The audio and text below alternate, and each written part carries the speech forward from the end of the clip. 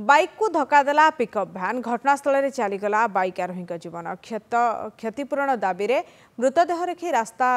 अवरोध कर परिवार और स्थानीय बासिंदा बरगढ़ भेडेन रास्ता सहरापाल छक पाखे ये दुर्घटना घटी। मृतक हेले सहरा टिकरा गाँव बेणुधर बाग रास्तार फल यातायात प्रभावित होता। प्रशासन और पुलिस घटनास्थल में पहुंची लोक बुझाउचा पर रास्तार घटी। मोर भाई बरगढ़ जाइला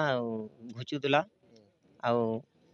पिकअप टे ढुसी देला बेले तार डेड हो जाइए आउ से घर चलाऊला आ सबू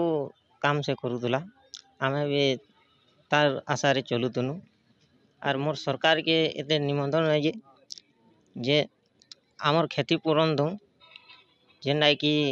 घर चली पारमु। गरीब थिला से मिक्सचर मेसीन गोटे मिस्त्री टाकर चलै चुला कर लेबर काम करी तार परिवार पोषण करूला। बहुत गरीबान से माने नितांत गरीबान बेले जदि नाई कमाले बेला तांकर घर चूल्हा नहीं जलू नहीं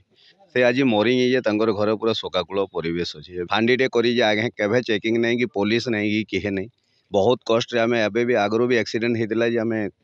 खणथा पाखे चेकटा